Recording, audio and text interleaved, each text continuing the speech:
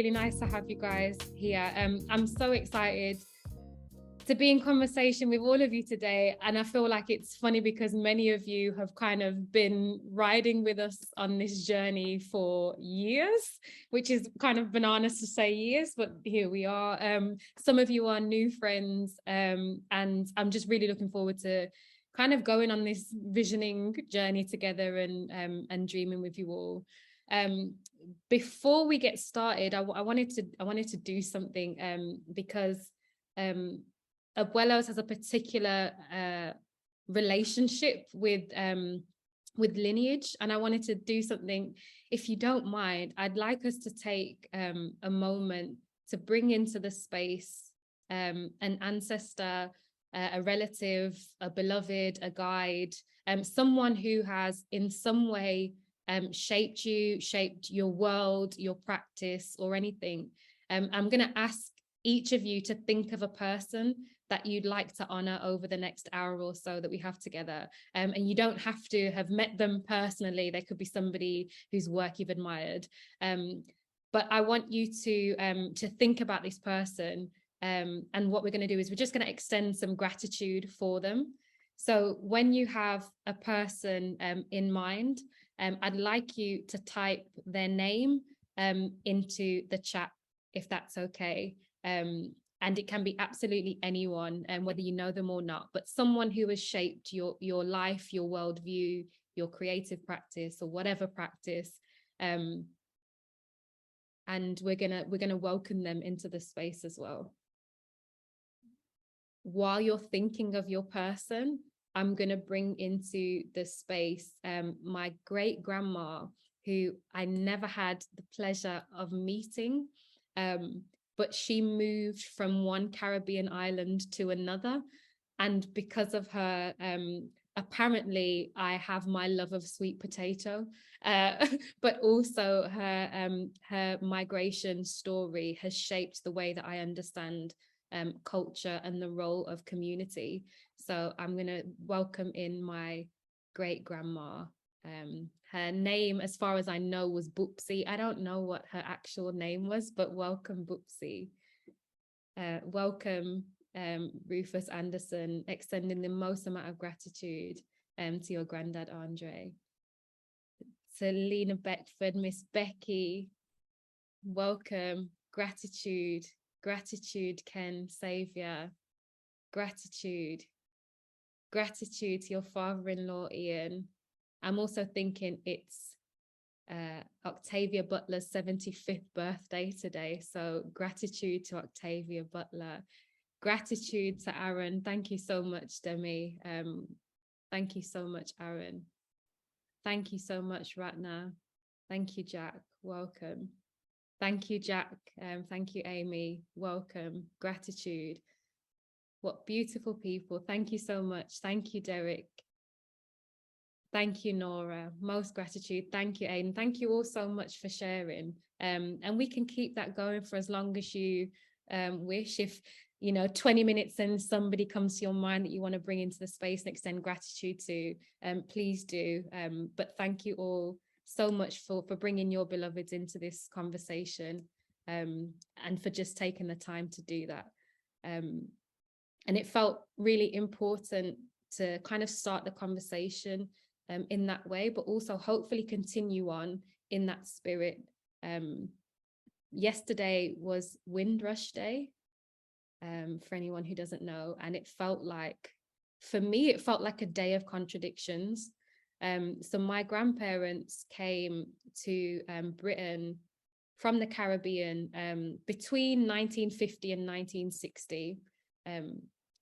And so I kind of sat and reflected on the stories of my grandparents, like their generation, their dreams, the things that they were aspiring to, the hopes that they were holding on to when they made this voyage from one place to another, like the promises that left unfulfilled, the ones that manifested, the reality of what happened when they came here, all of the things that they endured, what they sacrificed, what they were battling then, what we still are as their descendants. I think it's fair to say I found myself just holding a lot of really complicated feelings yesterday. And I think that those feelings sit with me all the time. So nearly 7 years ago, which I must say is kind of bananas to think about. I know the last 2 years have kind of merged into one weird blob of time. But nearly 7 years ago, I had a dream of a space. I was on a residency with a theatre that hadn't paid me yet. And I found myself staying on my friend's couch. It was like a sofa bed, but in South London. And I mean, at the best of times, it's not the most ideal to stay on this particular sofa bed. Of course, I was grateful. But it wasn't ideal, mainly because I was 7 months pregnant when I was making this show. And in that moment, I started to think about what a space would need to do and what it would need to feel like in order to meet my needs in that moment. And the space that I envisioned at that time, it kind of works like if a hotel was mashed with an art center, it looked like that. And there were theatre ensembles that were staying, there were artists in residence, there were people who just wanted to hang out in this space that was full of life. There was rotating chefs who were transforming the menu like every 5 minutes. I must say the dream wasn't very practical, but here we are. There was this level of conviviality, there was this vibrancy that reflected the places and the cities that I knew, the places that I'd lived in, the breadth of culture that I found myself constantly around. So the space was led by artists. It invested in local people in lots of different ways, be that through enterprise, be that through how we reimagined where we got our supplies from, reimagining supply chains. The place invested in local people by way of employment, and it paid really, really well and had all these marvelous benefits and so many other things. But the most crucial thing about this place was that it had all of this and felt like my granddad's house. If I can paint a picture of my granddad's house, I just want to know if anyone resonates with this feeling. At any given day, you could walk into my granddad's house and he will have cooked a banquet, even if it was just going to be him and him alone. He would have cooked a banquet. You would have smelled love as soon as you walked in the house. There'd probably be about 23 different grandchildren running around, making TikTok dance routines, or like lining up the stairs on their phones or chatting. Going to the living room it had far too much furniture in it, considering the size, but it was always full of conversation, of life, of laughter, of debate, sometimes arguments. There was this constant reasoning and love that filled the living room. The front room, you're not allowed to walk in there with your shoes on. Everything is immaculate. The couch is covered in plastic. There's a glass cabinet that you dare not touch. There are portraits everywhere of relatives you didn't even know you had. That place felt pristine, and you either walk in there when it's like a serious moment or like the police have shown up or something, or you never walk in there at all. And in the back garden, there's this apple tree that is constantly being harvested from. So there's always apple crumble in the kitchen. And like all of my aunts are in there and they're singing along. If it's not gospel, it's Marvin Gaye, because somehow they make that work. But it's this house that's full of life and full of people and full of art and culture in its own way. My granddad is the best storyteller I've ever met, for transparency. And I started to think like it's that spirit that as cultural infrastructure, we need to build in that spirit, and whatever that spirit is to other people, we wanted to build something in that spirit. And I say that because when I started thinking about cultural infrastructure, I knew that this vision of a space, it wasn't replicating the art world as I knew it. We weren't thinking about what it means to build another white cube gallery so that we could just put on some artist's work. We weren't thinking about a theatre space in the way that theatres around me at the time were operating. And it also called for us to think not just about the aesthetics of the space, but also how it functions and what it takes to make a culture like that possible inside of a space. So I had this vision, and I was like, I don't know what to do with this. I don't know where to go. Two things happened kind of simultaneously. One was Amy Martin, who I'm so glad is on this call. I'm sorry to make you blush for a second, Bab. Amy Martin had published a blog in the really early stage of visioning of what child-led infrastructure would look like, and made it really public in a way that I hadn't seen anybody else do at that stage of a project so ambitious. So that happened, and I was really inspired by that. At the same time, I went to, or maybe just a little bit before, I went to TEDx Brum, one of the years, and I was sitting next to my friend Yinka Damo, who I said, Yinka, I've got this idea for a hotel, and I think it sounds nuts and stupid and ambitious and like, but wouldn't it be so dope for the city? And I should have known, because Yinka is the kind of person who, I mean, he's a get stuff done kind of person, but he does it with the most amount of curiosity and love and care and belief. So when he was like, yeah, Mara, I think you should do it, I was like, oh, I wasn't prepared for you to say, let's do it. But more than that, I wasn't prepared for him to start practically supporting me in terms of getting my thoughts down on paper. So inspired by Amy Martin, I made a really public blog post that was talking about my utopia for artist-led infrastructure, essentially. And I detailed out this vision. And even in that, it kind of had gone against everything that I'd been told to do as a Black artist. Keep your ideas for yourself, hold on to them until you can even make them real. Wait, don't tell anybody, keep it to your chest. So even just seeing that I'm around peers, I'm around friends who are acting and leading with a level of transparency, that are putting their visions out there because they also want to build with community. So I started to share the idea publicly and as early as possible in as many spaces as we were able to share. And lots of things then started happening really quickly. In the classic art world developer story, a lot of developers started getting in touch and said, this sounds incredible. Could you do it in this building and we'll give you a 1-year lease? Could you do it in this building and at best we'll try and work out a 5-year situation? And we said that our community as Black artists who are trying to imagine something, we need permanence. We need long-term something, if not permanence. And long-term, we mean 100 years. We mean 250-year lease minimum, because our communities deserve permanence. And there had been a lot of studies and a lot of work that had showed if we don't invest in that long term, we become complicit in a story that we don't want to be complicit in. And there'd been lots of work around the art world sort of complicity in gentrification and the displacement of people and the extraction of land values. And it became really clear that if we're going to do this project as well and as intentional as possible, we actually need to radically reimagine everything from economics and business models and the way things get financed and the legals and the governance. Like all of this has to be done to organize for the long term.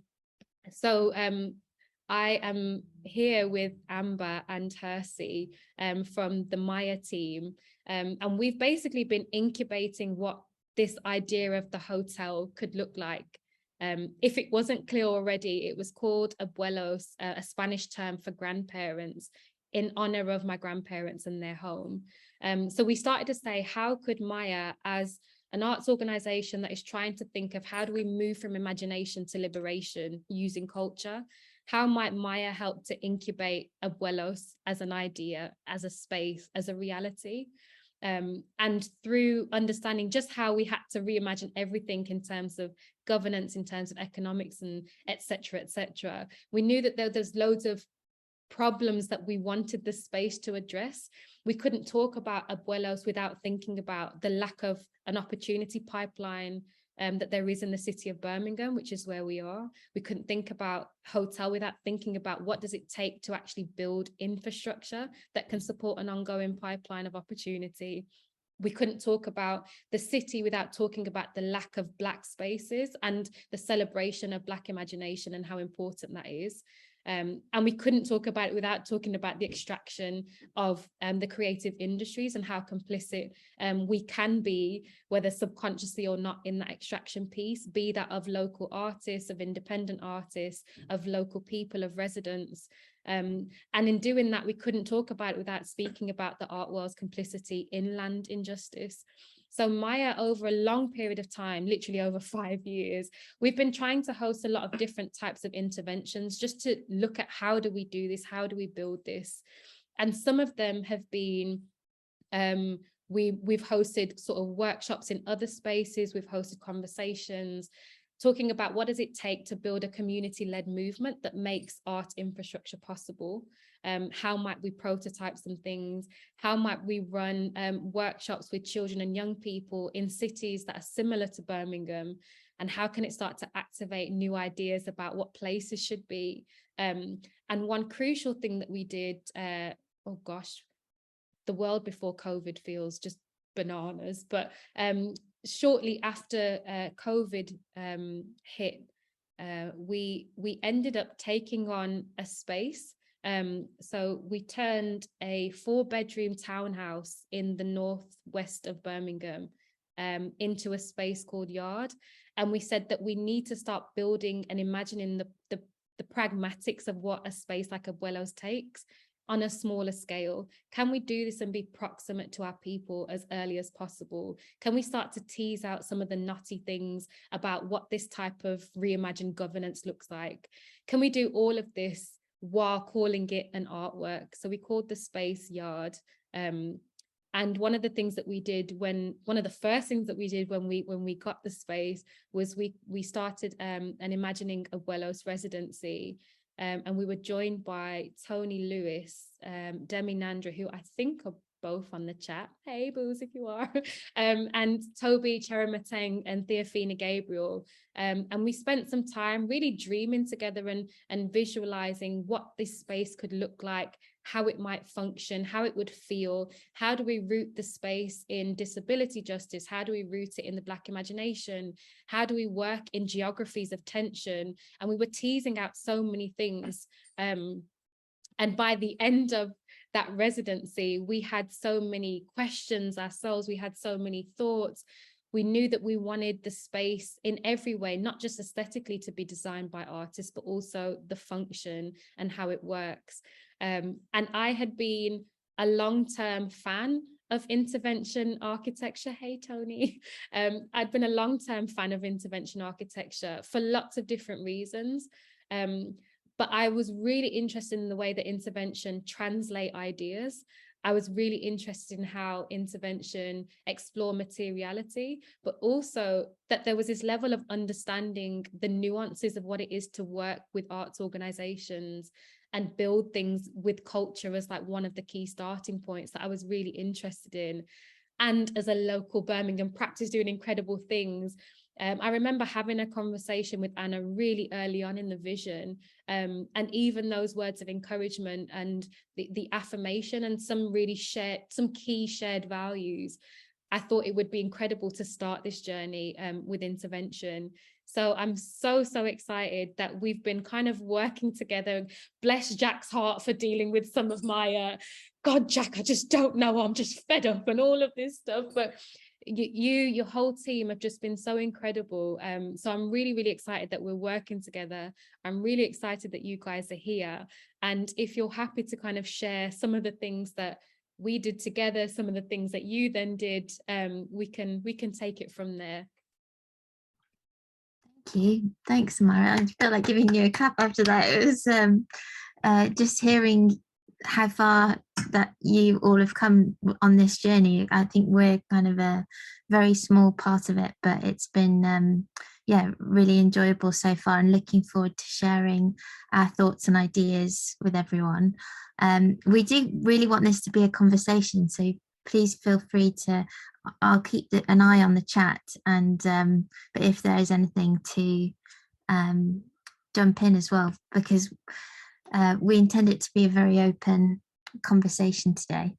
So yeah, I'm Anna Parker. I'm director and founder of Intervention Architecture, and we, I suppose, we're a kind of interdisciplinary design studio. So even though some of us are architects, we kind of think very holistically about design and how it kind of impacts, you know, people in the environment in different ways. And we also kind of like to make a lot of our work physically, and engage really across kind of a multitude of spectrums. So working with the community is really at the heart of a lot of our projects, and it's something that we feel kind of has to be done. It's, you know, kind of consultation and engagement actually is the kind of natural starting point for us on projects. So so naturally, when we kind of started speaking with MAIA and Amahra, we kind of really wanted to sort of dig under the surface and learn as much as we could about them. So I'll just kind of take you through today some of those workshops and thoughts that we've had all together, and then how that has kind of informed one approach to how spaces of the Art Hotel could be formed. So yeah, just to introduce you to us. So I always refer to our studio as the IA family. And it's interesting to hear Amahra talk about how family is such a strong part of her starting point and vision. And very much I see everyone part of intervention as an extension of my family. And that really comes through in the culture of our studio and how we kind of work with each other, you know, day to day. And it kind of really informs the kind of work and our work processes. So we're kind of, yeah, very collaborative, not just with each other, but as a kind of extension of our values as a studio. And when I was thinking back about how we kind of first started discussing ABUELOS, there was an event we collaborated with Grand Union over a series of public programs called Ways of Learning. This was around 4 years ago, I think. And essentially, the Grand Union kind of challenged us to create a very flexible and adaptable space that would accommodate and facilitate loads of different projects and happenings that they were planning over a series of 4 months. So we kind of looked at their floor plate and proposed this kind of modular self-build structure that could grow and expand when needed, or also get smaller and kind of be more intimate when needed, or also kind of rearrange into a dinner arrangement, a kitchen, a co-working space, a kind of film backdrop, and also a nightclub and a kind of rave for In the Pink. And yeah, this project, I remember talking to Amahra at one of the evening talks, I think.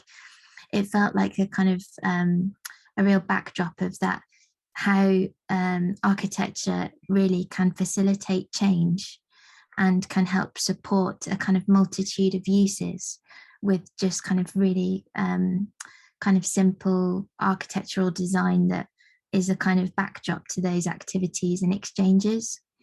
And a legacy that the Ways of Learning programme had.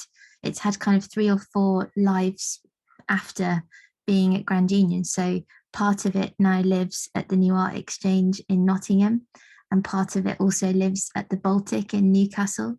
And that's, I suppose, a kind of power of social media and the world we're living in, being very connected, and some of those agencies seeing images and actually seeing how they could reappropriate structure or reappropriate the design for a new kind of means for them. And I think that that ethos and that kind of way of approaching design really formed an important thread that kind of fed into early conversations for ABUELOS. So when we started initially the kind of our design process, we very much kind of like to ask questions to really understand, you know, what is this design doing? Who is it for? And how can we best kind of enable and encourage those kind of daily activities.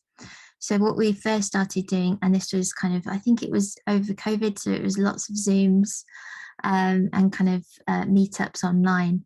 And we did do a workshop in Yard as well. We explored what does a day in the life of the art hotel look like, and what does that mean to different people.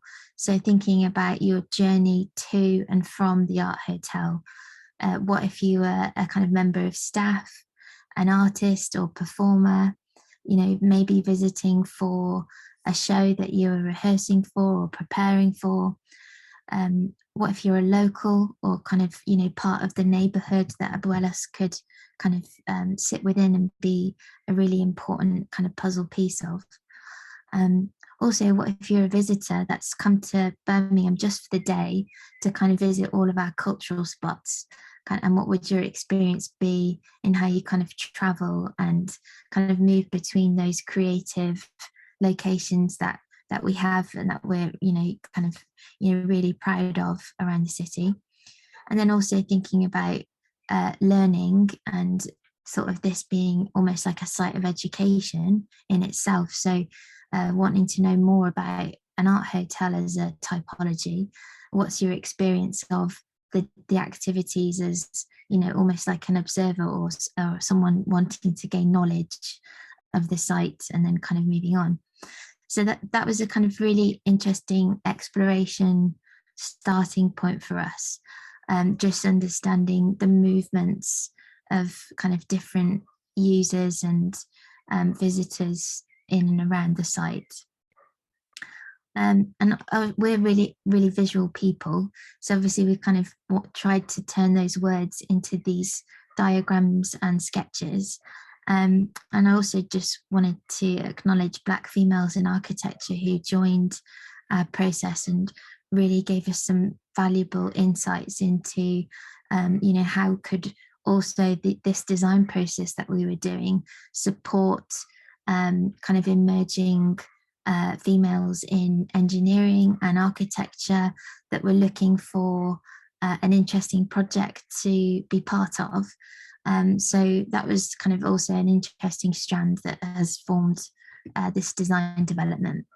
So just looking at the sketch and sort of breaking that down into that kind of journey that we talked about, you know, we were really keen for this to be an open, accessible site, intergenerational, thinking about kind of how local businesses and local knowledge form its foundations, how the events also would kind of be sort of shaping for not just the sort of local neighborhood, but also the wider city, and its kind of presence within the kind of cultural infrastructure.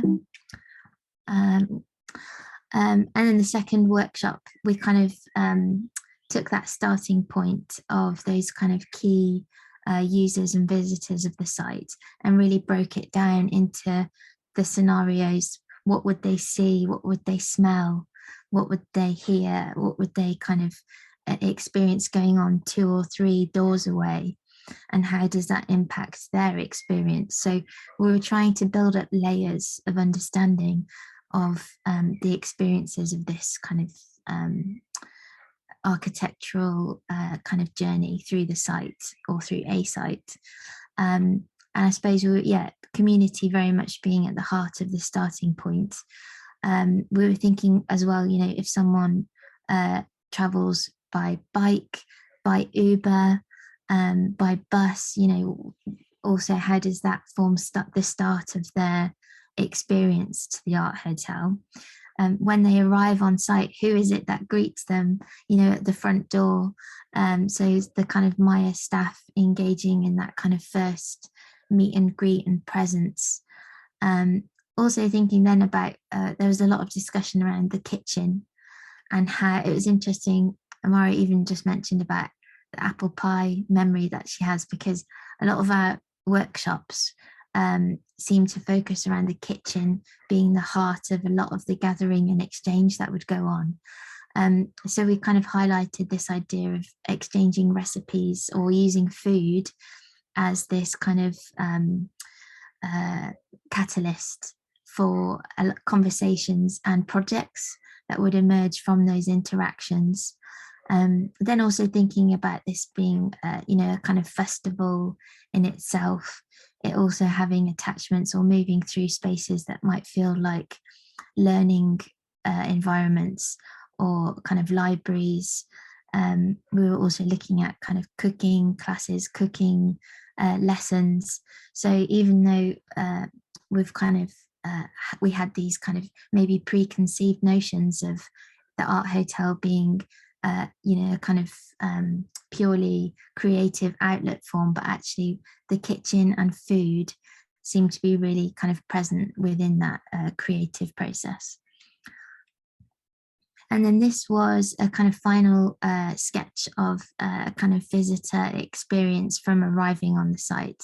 So this was one that I think that MAIA also kind of responded to us with as a kind of conversation. So it was very much a two-way process at this point.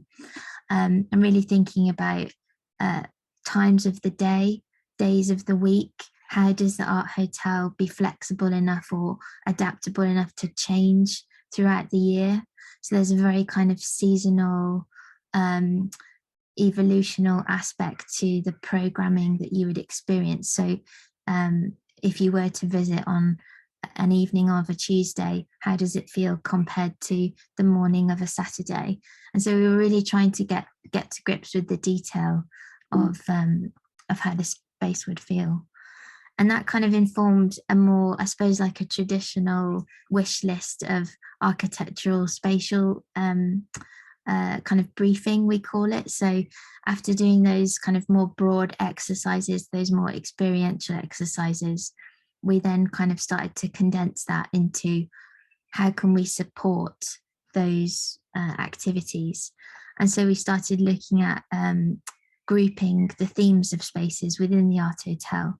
So could it be firstly looking at creation, so the studios, a community kitchen or demonstration area, workshop spaces, writing spaces, music, rehearsal rooms, and then thinking about this idea of knowledge, so that exchange and whether that exchange is linked then to that kitchen and food, the library and learning spaces, multi-purpose spaces, so being quite kind of adaptable, community meets and classes. Then also thinking about co-working, so that's just kind of informal, flexible work zones, relaxing space as well, so that there would be these kind of baggy spillover spaces that just enable you to just feel relaxed and at home, and there was that kind of domestic parallel with the art hotel. And then also the theme of sustenance, which I really love the terminology of, what's going to keep you going almost when you're at the art hotel.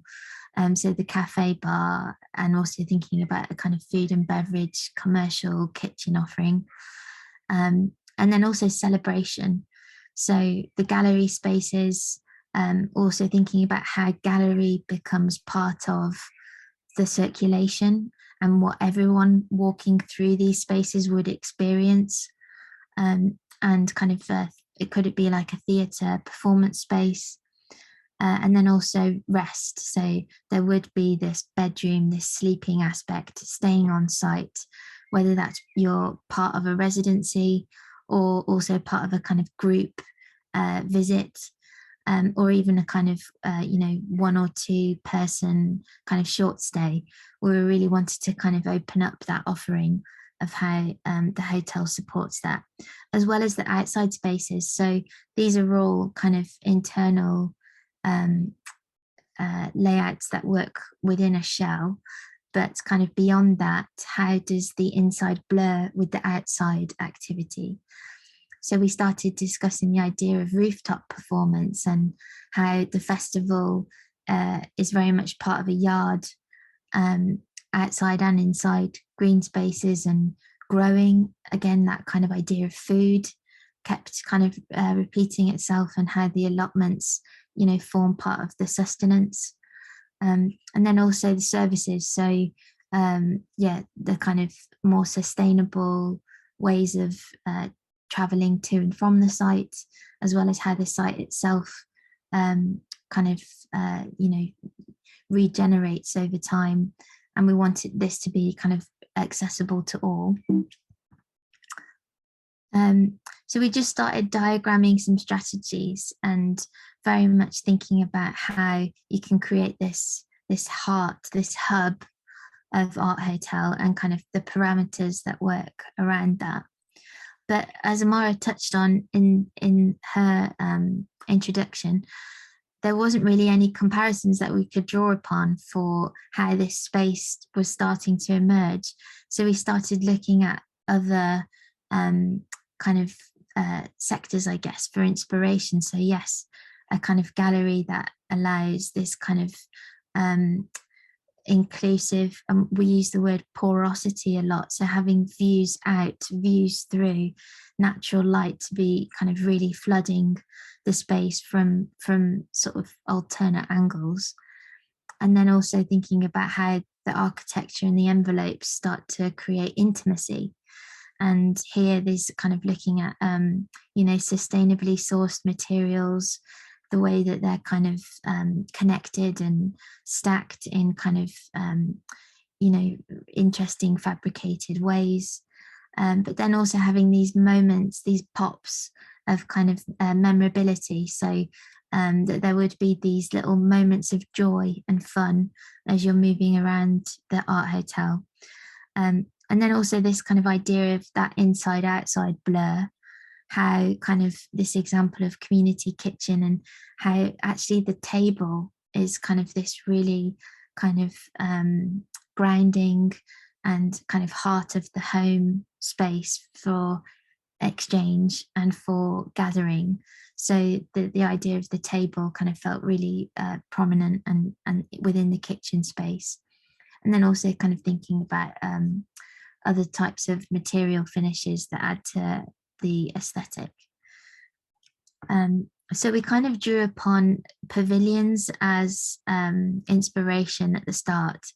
Again, I suppose because they offer this sort of adaptable or kind of more open feel to the designs. So they are kind of inviting.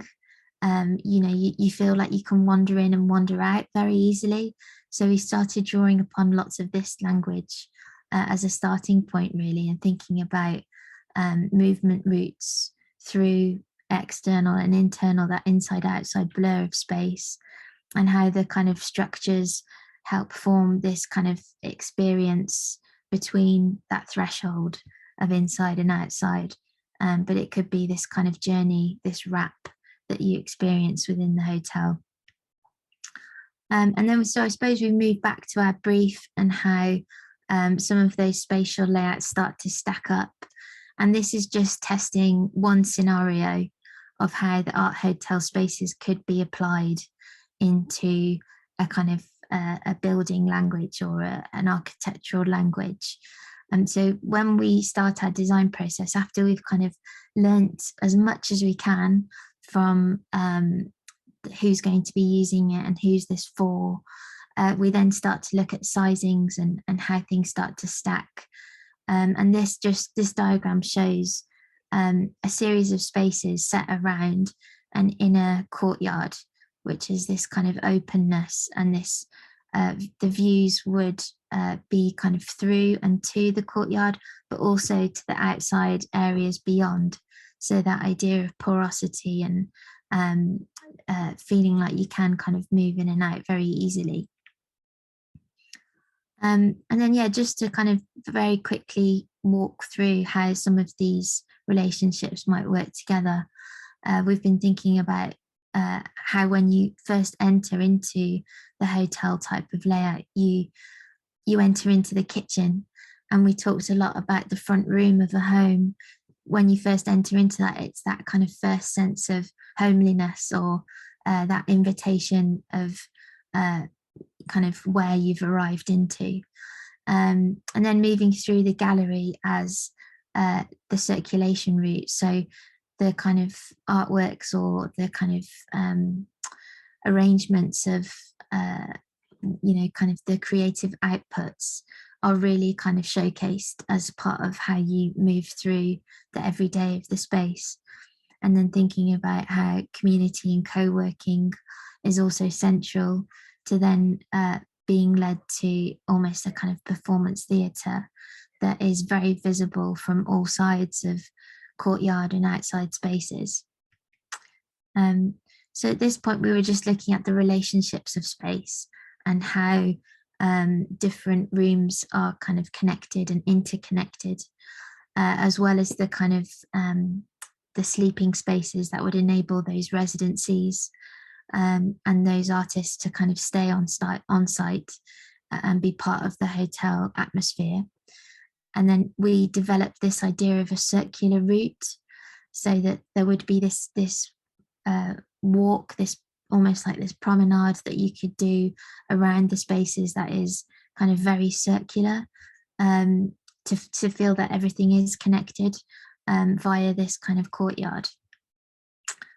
And then also thinking about kind of the prominence and the presence that architecture can sometimes signal and provide a kind of weighting to. So we were looking at here elevating one part of the hotel as like this kind of this signal, this corner of kind of I am here, and part of this embedded community. And then this is just a very gestural diagram kind of slice through what the art hotel could feel like kind of internally and externally. So, it could have the feel of or the kind of accessibility of a kind of pitch domestic like form, but actually within it is gallery space and a kind of connection to outside yard spaces. And then the community room and the performance space being part of that kind of inside-outside blur. We were also looking at sustainable materials. So we were looking at how we could collate rainwater and kind of recycle grey water, as well as kind of CLT framing, which is a kind of an off-site fabrication of timbers to really reduce waste on site and have a real kind of sustainable ethos to how we procure a lot of the materials and use those materials in their kind of celebration on the site and reducing that waste. These are kind of very quick kind of early models of an approach, just looking again at the kind of the movement and circular routes around. And then this is a kind of internal visual of what the performance space or the theatre space could start to look like. So you've got kind of open natural light from the top of the space, views kind of down and through and around the site, so that there is this kind of interconnected kind of performance that is very much kind of seen and experienced all around. Everyone's very quiet, but I was kind of saying, yeah, it's conversation, but I feel as though if anyone does want to jump in, this is just the final view to for kind of discussion, really, that this kind of softness of materials that really enables this kind of light touch, lightweight threshold of outside and inside spaces. Thinking about how we introduce greening as well within the hotel, so lots of greenery and kind of welcoming the environment really as part of the kind of cultural internal environment. Yeah, I'm kind of welcome any questions or thoughts on some of the ideas that we're starting.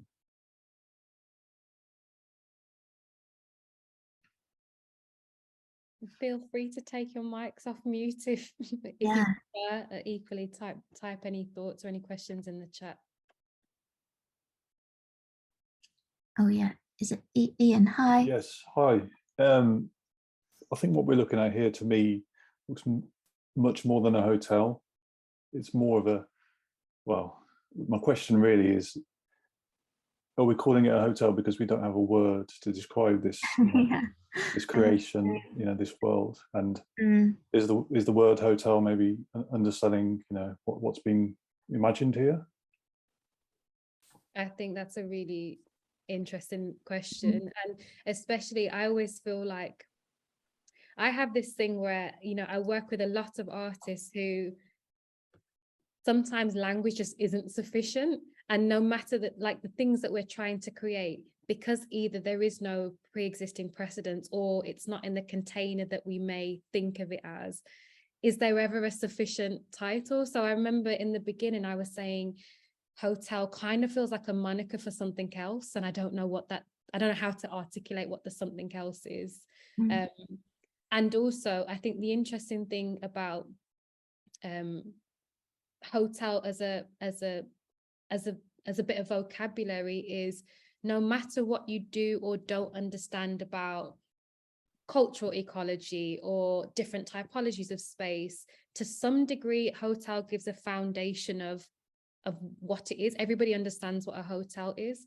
Mm-hmm. And then part of the work is like adding those layers that I guess in some degree you almost need to experience, and then you come up with your own vocabulary for it. But that idea of, is it a hotel? Is it something? Even now, I'm always like, I don't know if that's the right tactic, but I would really love to hear your thoughts about that as well.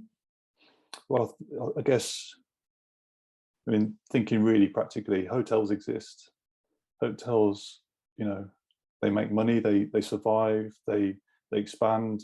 So if you want to quantify something to create, the barrier, I guess, is to get investment, to convince people to come behind you. And hotels are something that do exist in the world, and we can all kind of get behind that, I guess, as a commercial idea. But really, yeah, I guess it comes down to how do you define the space, and what is this world?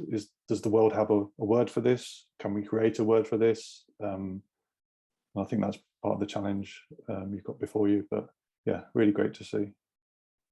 Yeah, I think that's a really interesting comment. And maybe it's just hotel as a model is kind of that idea of a residency as it's kind of a more temporal residency, but then there is still the fabric and the kind of infrastructures that enable that day-to-day long-term kind of use. So you've got kind of these two layers of kind of people enabling that model. But yeah, maybe it's just an abuelos, and that will become a term that's then used worldwide. Sure. Yeah.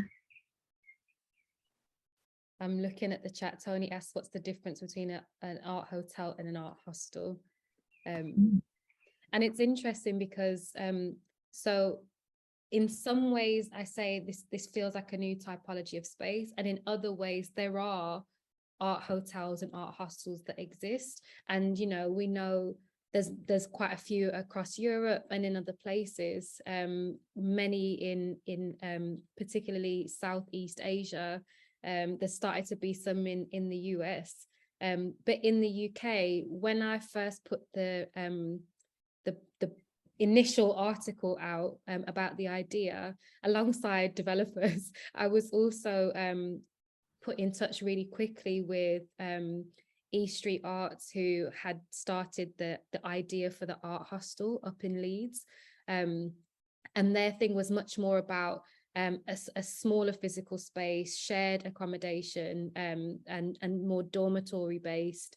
And their idea was about artists were coming in to create exhibitions within the bedrooms themselves, and artists were kind of the for lack of a better word, the key demographic in terms of who they were trying to create their market segment for. And then there was Green Rooms Hotel in North London that had recently set up at the time that the blog went out. And I spent a lot of time with Nick Artwright, who developed that space, just to learn like the challenges and obstacles that he was facing in making it real, and also what it takes to then sustain and deliver something that is calling itself an art hotel in a landscape that doesn't really know what an art hotel is. And the building that he was working on for Green Rooms, it was much bigger. They converted an old, it was kind of like a council office block into an art hotel. So they kind of put, you know, a corridor down the middle and put bedrooms offshoot. And he had a mixed typology of space where there was this combination of private bedrooms, private double bedrooms, private single bedrooms, ensuite bedrooms, dormitories. It was kind of like a mixed constellation of spaces. And that's something that we found really interesting, partially because how do we make good use of space, but also in acknowledging accessibility and what it means to accommodate the different needs of people, the different price points that are available, and etc. Like, how might we be able to create a model using that variation of spaces? So I can say that was something that we kind of brought into this process. Can we combine that mix of ways that people want to stay, and also acknowledging that, you know, an independent solo artist might want to stay on their own, in their own private room. Then a theatre ensemble might require a different type of space. An artist from another country might want to come and be really proximate to other people and stay in a dorm, or maybe they, you know, how do we think about the economics of the space and align that with the different offerings? So I think that's partially like an ongoing conversation as well. And as Anna was saying, that this being a one example of or like an option of how we might be able to configure things, even that's like an ongoing exploration. I've stayed in both the East Street Arts hostel. I visited the new one that they've built, and I've stayed in Green Rooms, like at the beginning. So like when you were talking about pop-up kitchens and stuff, I know exactly what you were talking about. But I also second Ian's opinion that actually it feels even more than what the Green Rooms offer is. And what did attract me to staying at the Green Rooms was that individuality. Because of my access needs and my disability, I don't like sharing accommodation like that. And it's something that when you're when you're an emerging, I hate that word, when you're crowning, or like when you're stepping up artist, it's forced on you almost, that you like, it's the assumption that like, let's all live together in a shipping container and eat one burger between us because that's art, man. And it's like, it's not, that's sufferance, and I'm not here for it. And so I really love how looks this proposal is for ABUELOS, how gorgeous and rich and lush, and yeah, it's beautiful. Thank you, Tony. And even that conversation, like I remember in the residency when we were speaking about the idea of the suffering artist, and we're so used to working in studios with no heating, and you know, that the idea that the aesthetic should be sufferation, or you know, there's something that felt really important about, not just from an aesthetic and a beautiful perspective, but also from a fundamental access point, is that we want to be able to accommodate lots of different needs, be that around disability justice, be that around economics, be that around all of the things. How can the physical space make all of these things possibilities? And I think that, you know, the point about the flexibility of the space continues to surface and becomes really, really key. I'm going to stop there because I think Jack's got, it's so cute when you put the little hand emoji up. Before I move on, I'm just going to say, before I forget, one thing that I forgot to add this on, following on, that the difference between a hotel and a hostel, and I'm thinking out loud, is also the difference between a hotel then and the new offer of like communal living spaces and workspaces. So in Birmingham, there's a lot, I can't remember what it's called. There's a new one that's being built on Broad Street, which is like, do you want everything in one whole package? Do you want to work here, gym here, live here, socialize here? Do you want to do everything here? Do you want one monthly bill? Well, let's make it happen. And it's like these new kind of, it reminds the Benjamin, is it Benedict Cumberbatch film? Is it High Rise, or is it Tom? Oh yeah. Is it Tom? I know who you mean. Yeah. Yeah. Yes. And where, like, you know, it starts off really like utopian idea of the future where like everyone's like young, hot, sexy professionals and we all work together in this building, but over time, the road and like what happens within the like the the democratization of that actual, just that vertical space becomes really interesting. And it's because I had a conversation with my mom about the 70s, and when her and my dad got their first flat, and it was high-rise apartments, everything was high-rise, tall building blocks at the time, and they were like, yeah, at first it was all cool because we were like, you know, all young art professionals in each other's houses, young kids, you know, they played together, so it was all kind of like really, really sexy. But then as people's situations changed, there was a problem with the laundry chute, and then there was a problem with the trash chute, and then it all started to fall apart, and now we see the state of disrepair in a lot of our high-rise buildings and a lot of the problems with these buildings. So I just find this kind of revolution of this idea of communal living, then separatism, then communal living, then separatism, and the mishmash of those across cultures really interesting. Sorry, Jack. Yeah, no, thank you, Tony. Hi. Hi, everyone. Do you know, it sounds like to me, it sounds like a village, and it's a village I want to live in. I was like, I actually forget the hotel. Can I rent a room there? I'll sign a 3-year contract rent. Yeah, that's a nice way to think of it, actually. A village in the city. Oh, sorry, Jack, I think you might be muted. Is that just me or? Sorry. Yeah, I just wanted to kind of, what you said earlier on, Amahra, I kind of want to throw that back, reflect that back to you again, actually, because it was so inspiring. When you invited these mentors or these clouds of witnesses that we all have into this room with us. So I want you, when you were talking about a day in the life of, I just thought, oh, okay, does this place have a space for a day in the life of that person that we just invited in this morning as well, to honor these people? I'm from Singapore. In our culture, it's sort of like there is a space in the house where my granddad lives still, right? So there's a physical space there. So is there space for an ancestor to come and visit once a year? And then is there also a day in the life of a non-human person, so who inhabits the space with you? So I'm thinking about environmentally, you know, like non-human people still co-inhabit spaces with us. So is there a day in the life for them too in this space? And also, you know, in a kind of weird way, I feel like the hotel itself is a person. So like, what's the day in the life of the hotel like? Like, what does she think? What's her day like? The day in the life of the hotel itself. And also, maybe is there a day in the life of the future person, you know, like who doesn't exist yet as well. And so the day in the life is brilliant. And then the second thing I wanted to kind of reflect back to you is what you said about permanence, Amahra, about how permanence is really important. So where can there be space for places, objects, and rituals to become permanent in the hotel, for these places to kind of gather moss, or for the walls to accumulate stories, you know, like, yeah, that's all.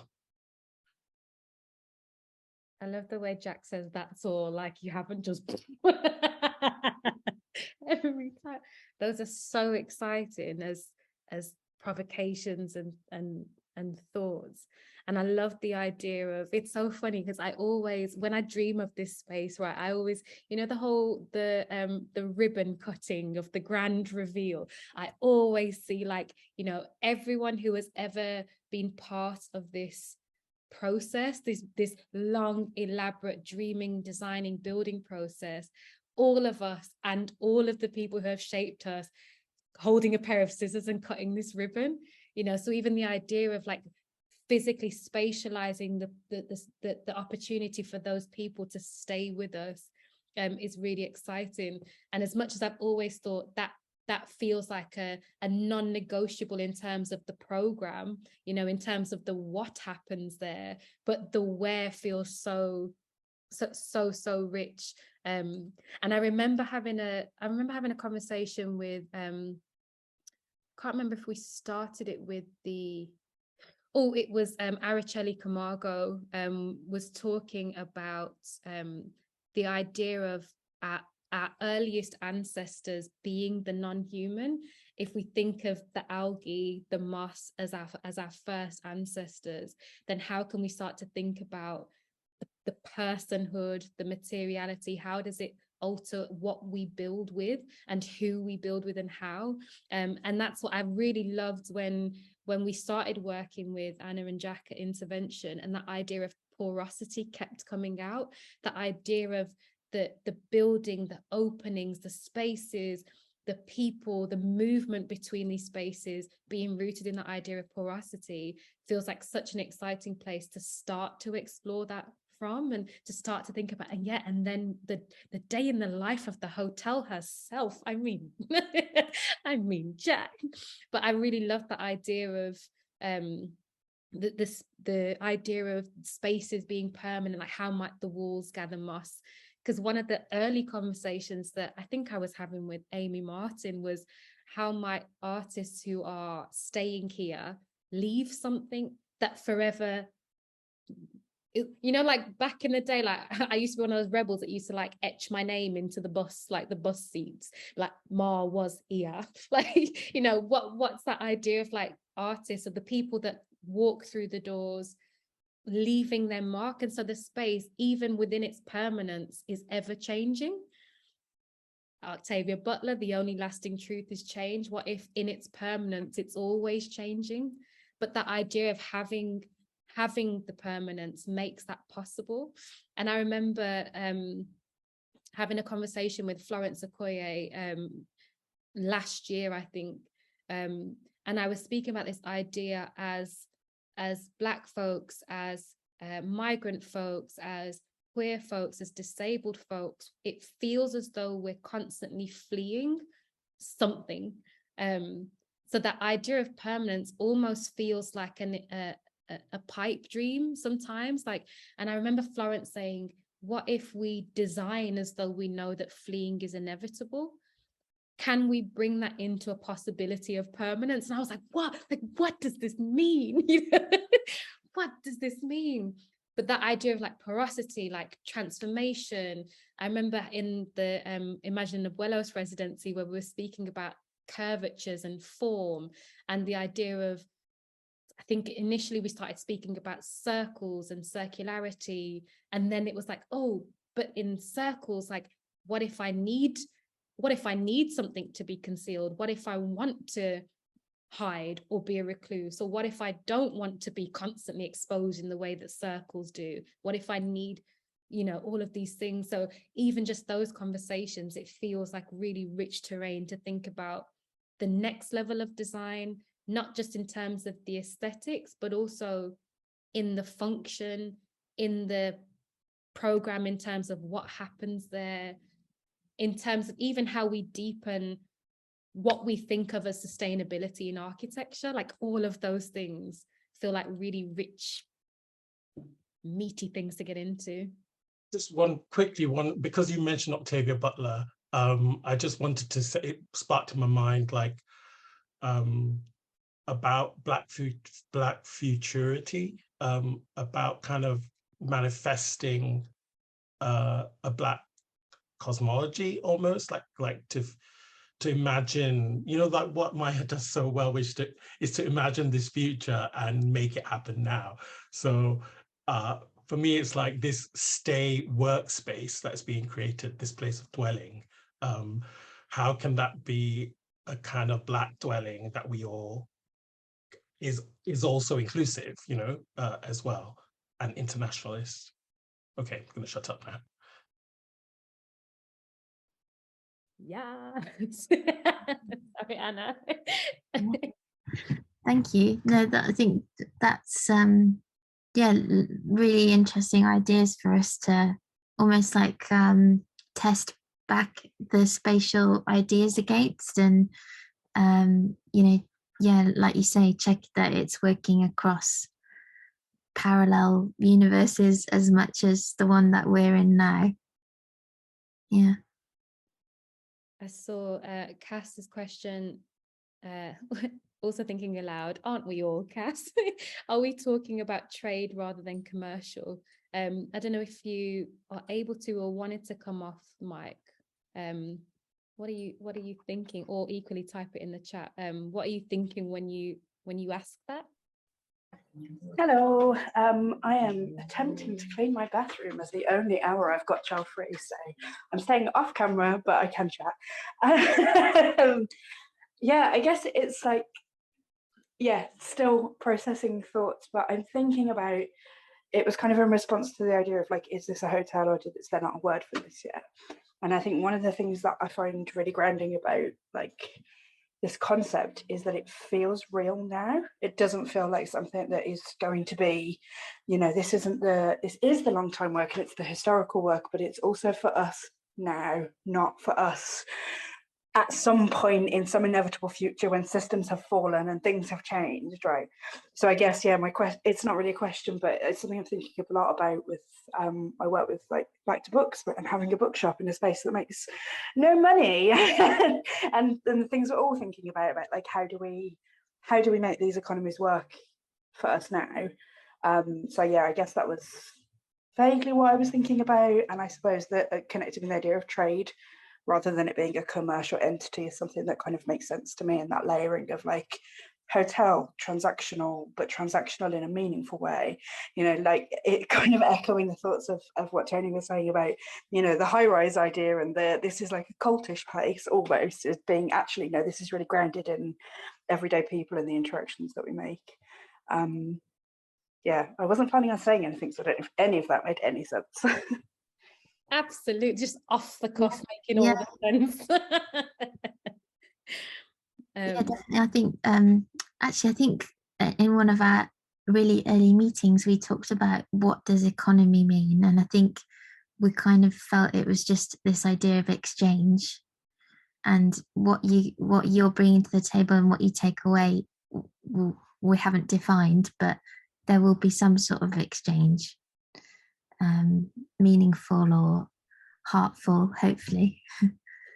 I think that's also, you know, the idea of, I'm always like, so ABUELOS feels like really ambitious in an exciting way, but I'm not naive to the challenges that come with making this real. And it's also one of the reasons why we wanted to have Yard as a small space was to try some stuff out, because so much of this feels as systemic as it does philosophical, and like what it takes to grow the culture that we're talking about is practice. And so having a physical space to even practice what those relationships look like, what those dynamics look like, because we could say, yes, we want it to be rooted in exchange. And if that's not a familiar context that we're used to being in, we might accidentally recreate some of these same structures that we're trying to go up against. And so Yard almost feels like where we get to test this out in an iterative way at the small scale, and why I also feel like it's about program as much as it is about governance. And one of the things that that I'm personally really interested in is the land piece that goes alongside the making something as dope as this possible, is who has stakes in it, like what are the pragmatics of that? Is it possible to build something like a community land trust movement or a cooperative movement that can support this? Is that a pipe dream? When the tensions hit in cooperative movements, what does that look like, etc.? And even that's something that, so with MAIA, what we've been exploring is, what does non-hierarchical nor non-flat governance models look like? Can we practice what that looks like in terms of accountability lines, in terms of reimagining power, in terms of pushing back when the funders say, actually, I need you to be CIC by guarantee? And like, where do we get to try out, you know, I don't want to call it a utopia, but where do we get to try out some of those visionary principles before we commit to an 150-year lease or a purchase of a space, and then we try and retrofit some of those decisions, because we won't be able to do that. And to me, that feels even more important. So in, 6 years ago, when I started researching, what are we going to do? How are we going to make it happen? What's the model that's going to enable us to keep the lights on? One of the key things was the city of Birmingham alone. We did some initial research. The cultural sector spends millions of pounds, most of it being publicly funded, millions of pounds, on accommodation. And that's accommodation that is Airbnb, it's Travelodge. We're talking about the private sector for shareholder benefit. When a local theatre brings artists over from anywhere and accommodates them somewhere, that money goes to the benefit of shareholders. And the whole idea of Abuelos, it's not just about the spirit of the place being about Grandad's home, but it's, can we design for a regenerative system that says, actually, would it not be much more beneficial to invest in that type of circularity that says, the cultural sector with its publicly funded bank account is able to put back into local artists in meaningful ways, and not in isolated ways, but in systemic, well-designed ways. We took this as an initial proposition to many of the organizations in the city, and all of them were so enthusiastic about this, not just because they wanted to accommodate their artists in somewhere that feels more representative of the place, not just about connecting artists to artists who are working with other organizations, but also because in order to have, some of them have artist residencies for 3 months. If they want to accommodate an artist, they have to put them 10 miles away with shoddy public transport, or they have to put them in a sort of copy and paste hotel, which doesn't really understand the nuances of what it means to accommodate artists. And maybe they need to be here for 18 days or 6 months, depending on the organization. Digs aren't always available. The city's hotels are constantly booked out. Like, all of these challenges were the reason that the cultural sector was saying, we want to invest in something like Abuelos. We would rather our public dollars go towards something that is regenerative, because also we know that that's what makes great places.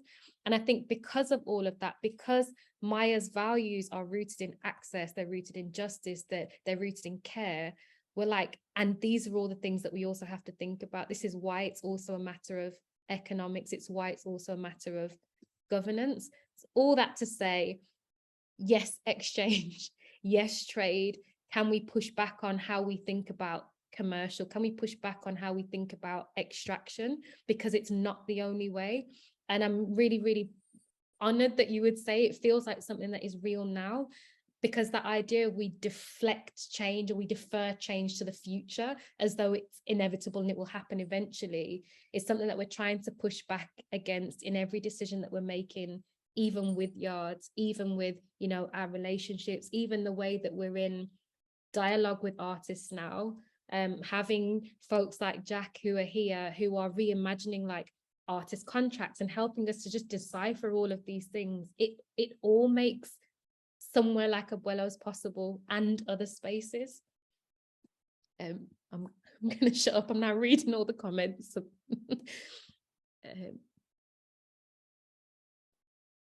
Alter space. Love this, Jack. Also thinking about grief practices across our lifespans and history, where this shows up in design and building. Yes. I love the idea of imagining a residential community as a version of Abuelos. What would that look like? Like, people take things to Tiny Desk. Do we know where it might be? Great question. Anybody? It's the difficulty of, I guess, I can speak a bit to the challenges maybe in some ways. So one of them, what it takes to fundraise something like this when you're not an organization that already has a very substantial balance sheet, when you haven't already got assets, is so much of it becomes about timing. In a really, sometimes I keep saying it feels like we're playing chess and then we find out we're playing Scrabble, or so, like it's really complex, and intervention have kind of been with us for such a long period of time. We all know it's been wobbly. I think there's been lots that have been happening in Birmingham in terms of development, and I think that there's challenges within that, especially if you know, there are things like the Commonwealth Games, and there's momentum around the city, and a lot of it feels like it's oriented towards the private sector, which we in capital terms we could never compete with. So part of the where feels like we also have to be mindful of what else is happening around, where are there opportunities. Capital finance to purchase buildings feels like it's becoming even harder to come by. At the same time, trying to negotiate heads of terms or long leases that feel equitable is becoming harder and harder. Everyone's felt the brunt of COVID in lots of different ways, and it's made things even harder. So I think there's been lots that we're having to navigate, which means we don't know the where. But what I do know is, given that resources have been really centralized in Birmingham for a long time, we always knew that we didn't want it to be super central, but we want this space to be somewhere that is proximate, accessible to get to. But we also know that cultural infrastructure, particularly in the northwest of the city, just beyond the ring road and further afield, is almost impossible to come by, or in a way that it's regularly funded or resourced.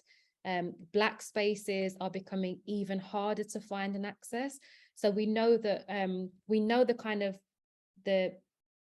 the dream locations in terms of where we want this to be, but the practicalities of the building, no. We've tried to kind of use the local community to where yard is as a way to test out what might some of these ideas look like with buildings that are nearby, that are proximate. But in short, no. If anyone's got any ideas, suggestions.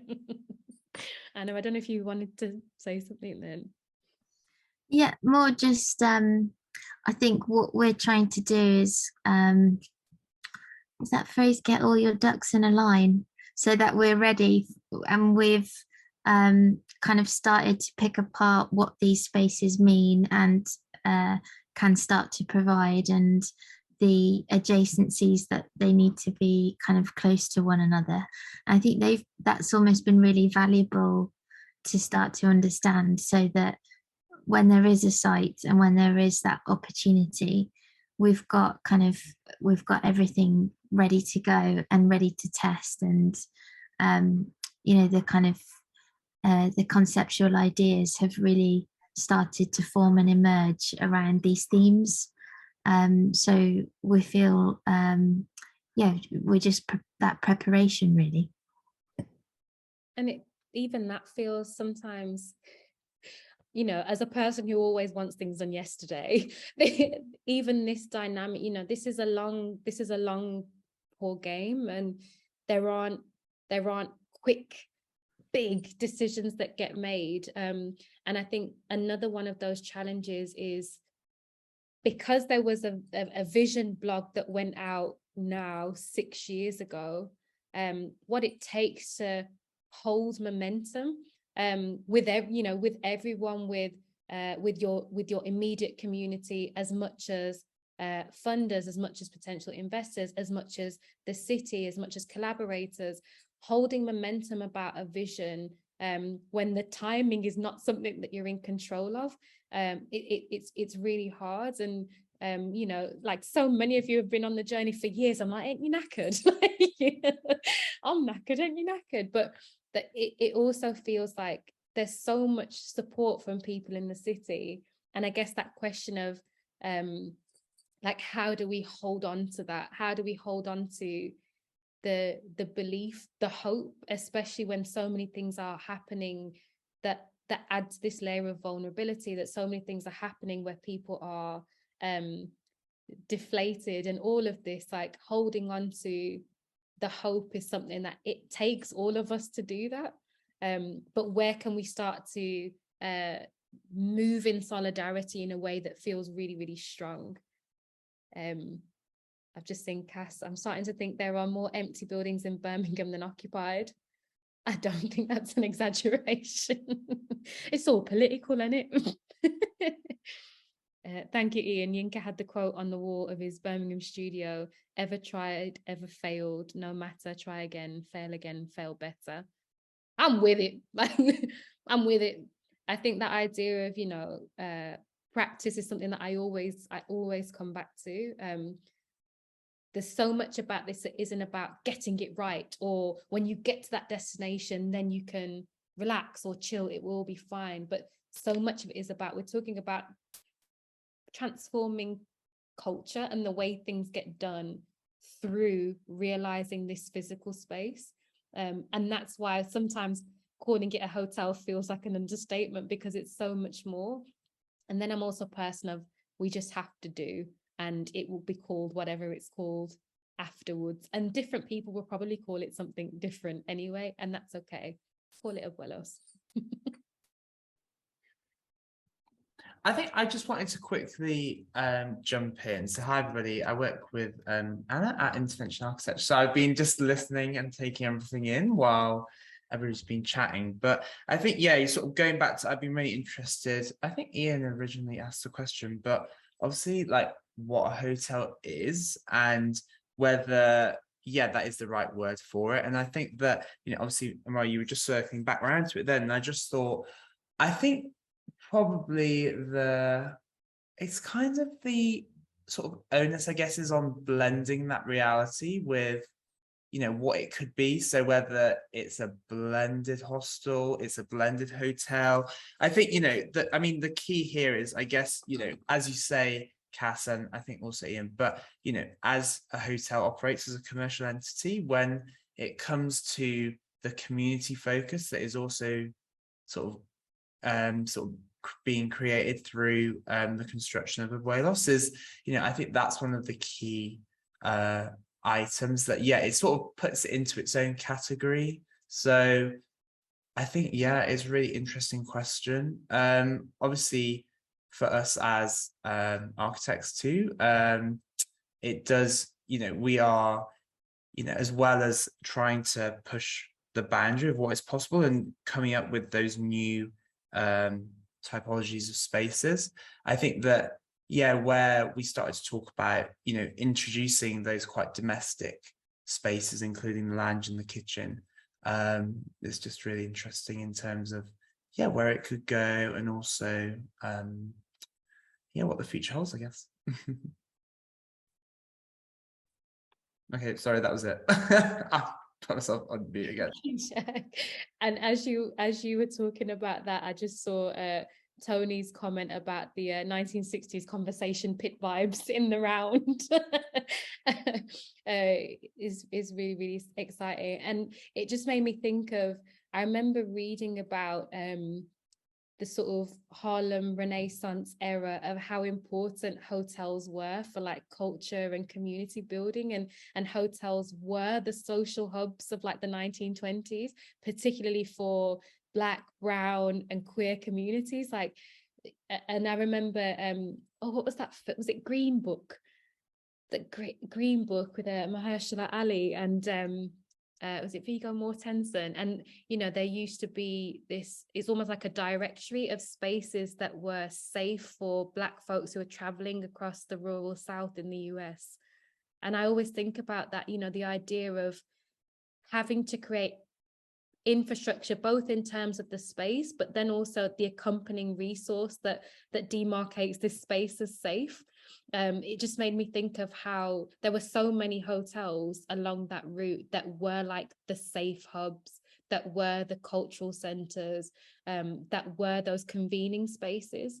I learned a few years ago that even in London, around Notting Hill, at the sort of, just to go back to Windrush Day, in the sort of early days of Windrush, around Notting Hill area, there were loads of particularly like Black activists and scholars who used to create like shared homes, small hotels as the convening spaces for other activists to come. And they were, you know, other activists were coming from all across the world to these small centers, I mean, comparatively small centers, and they were hotels. So I'm also like, and there's a lineage of hotels being that social infrastructure as well, that we could also draw upon. Amy says, perhaps it's not for us to define it, its legacy will speak for itself. Yeah. I feel really tingly. I'm like, what to do? I'm like, is there any other thoughts or any other questions or anything that someone's like, oh. Yes, Amy.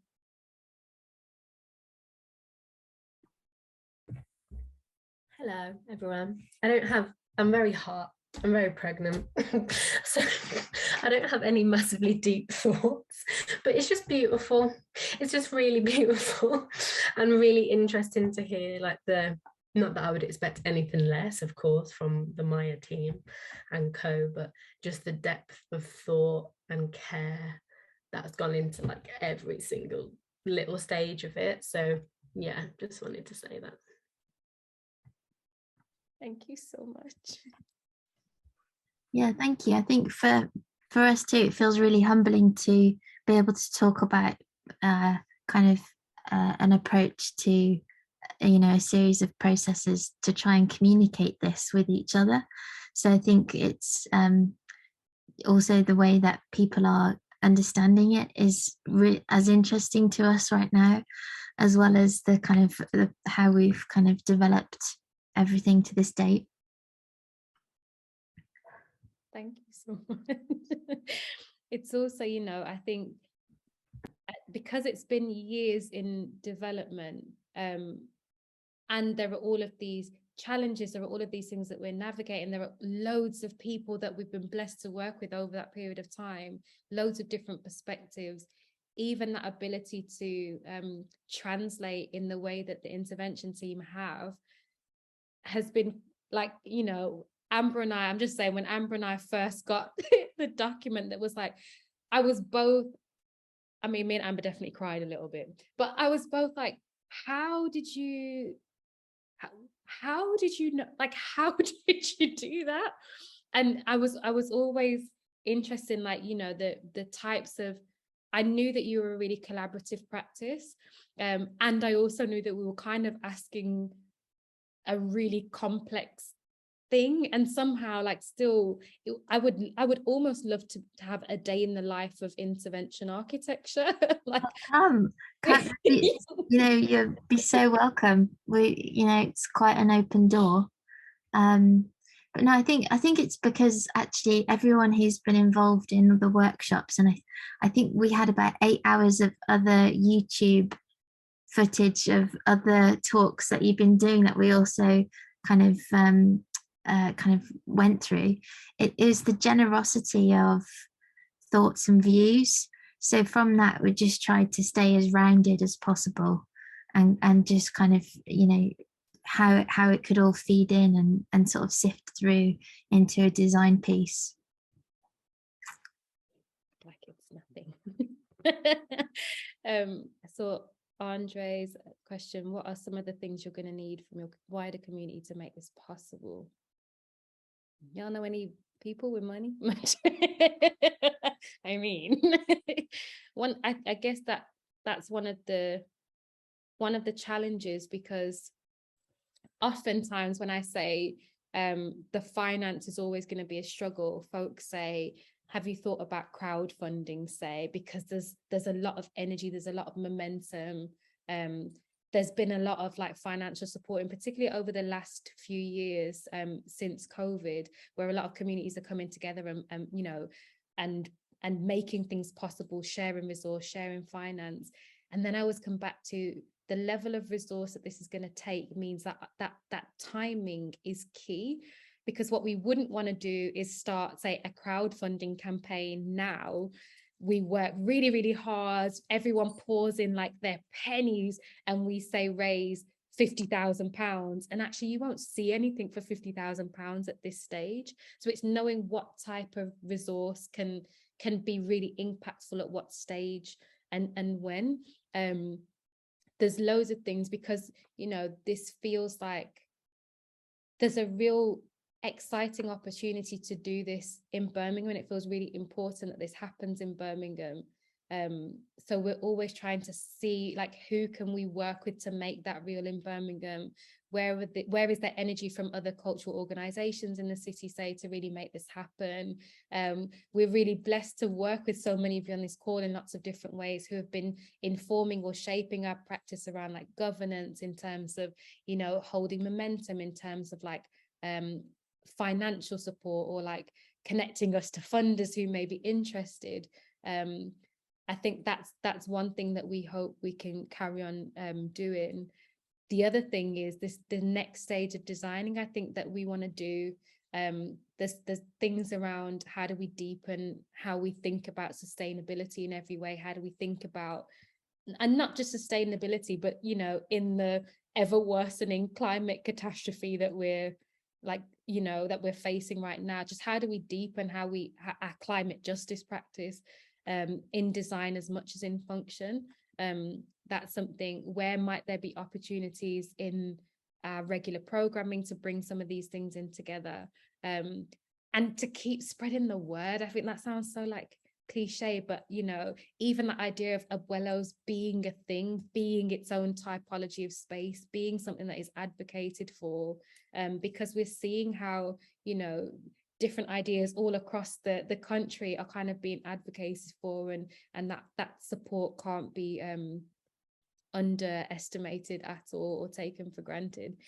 So keep spreading the word, keep shoving us in the faces of people who you think might be able to help.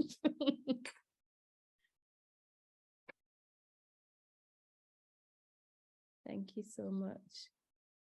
I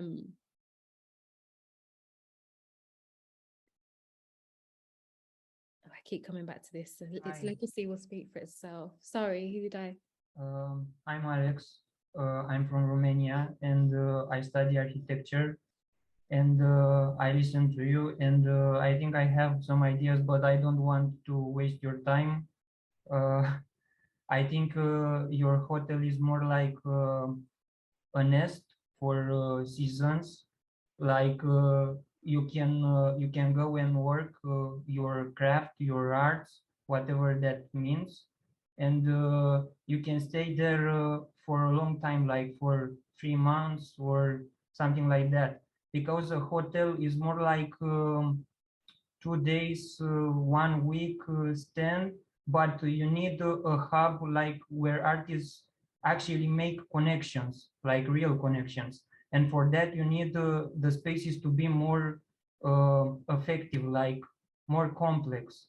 Because I don't know if you have a project like more accurate, but I think your project is more in the design stage. I didn't see a floor plan, for example, like a real floor plan. And like you show us some diagrams of spaces, but I don't know the dimensions of that spaces. So in this case, I think you should consider to take, for example, maybe a building that is already on the map in Birmingham. I think you are from Birmingham, right?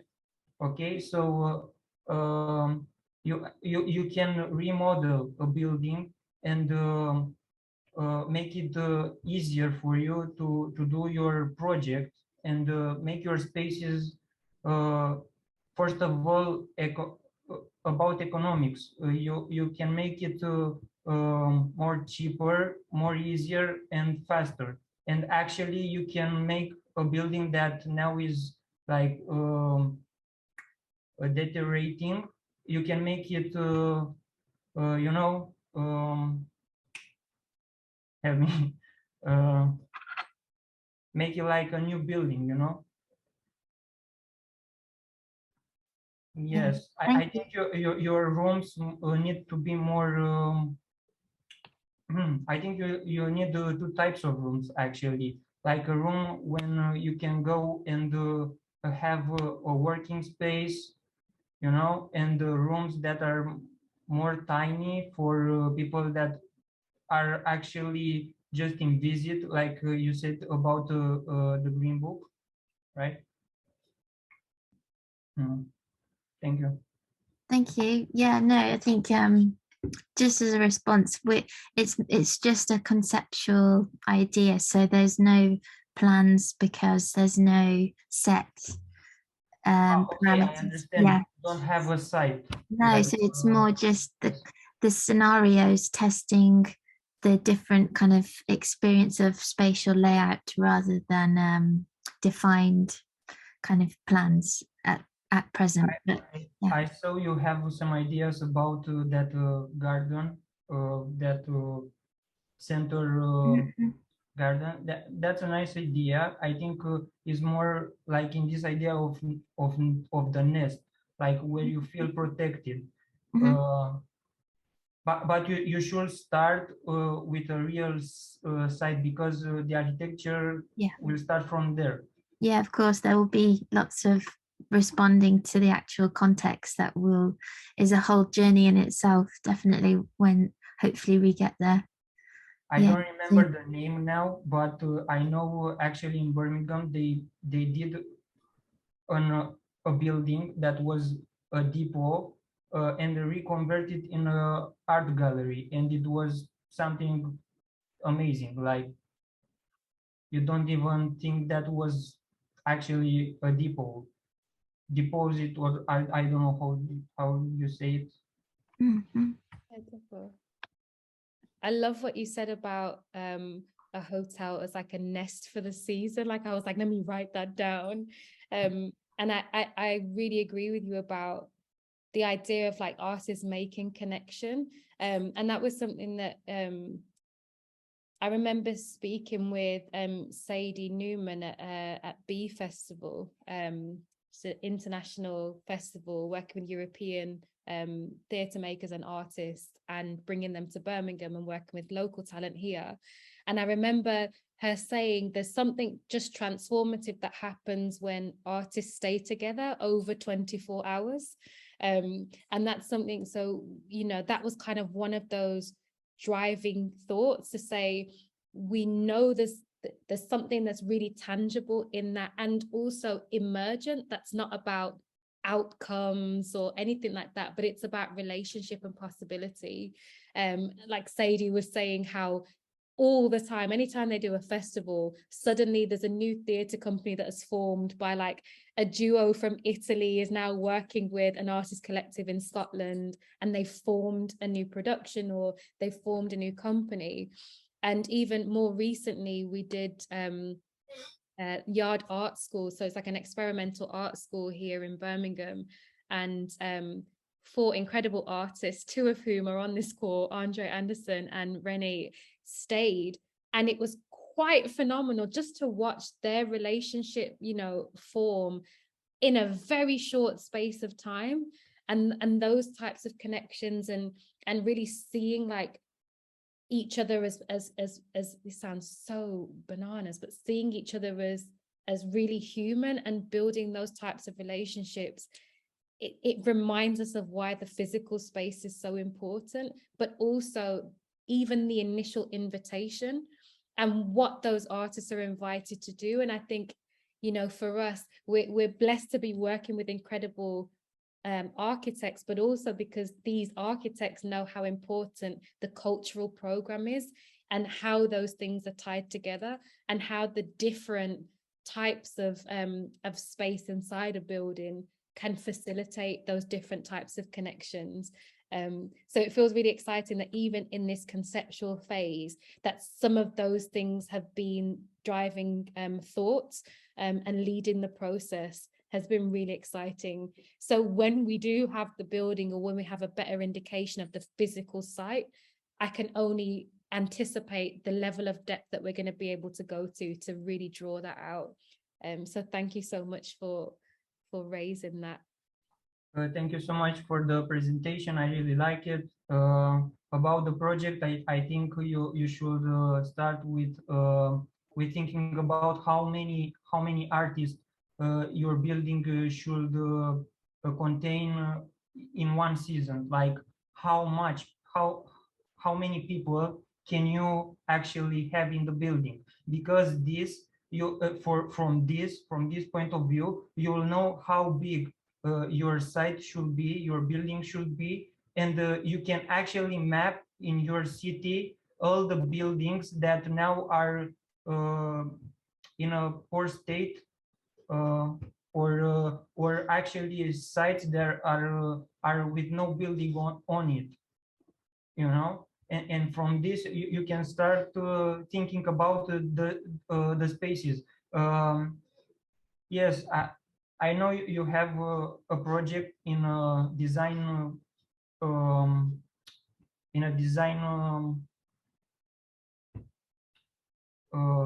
at the design level, not finished, but you actually can take these ideas and put it on a real building or a real layout, and from there actually you can make so many great ideas. Like, you don't even imagine how many things you can do, like from an industrial building. You know, we in Romania, we were communist till 1890, in the 19th, okay, and now we have a lot of buildings that are abandoned, where the industria, our industrial spaces were. So now we reconvert them in hubs for artists, or you know, and actually you can make a lot of great projects from a building that already exists, and you don't need to be stuck in you know, in this process of I will build a new building. You can actually use one and make it so much more. Like, you can make that center space in the middle, actually you can make it in another building, or you can have so many ideas. Thank you so much. Thank you too. Thank you. On a climate justice, from a climate justice perspective, I think it's really important that we work with the buildings that we have in this city. And then we get into the politics of that. But thank you so much, Alex. And as you were talking about the sort of that industrial heritage of where you are, I just saw Charlotte's message. I've been learning about my granddad recently, how when he came over during Windrush, he was a farmer working at basically Mordor steelworks, and found community with other Jamaicans in the allotment space, how they shared labor and food, how food is such a strong anchor for the diaspora and culture in general. I loved hearing about the kitchen spaces being the heart of connection in this space, and the green spaces growing food being considered in that process.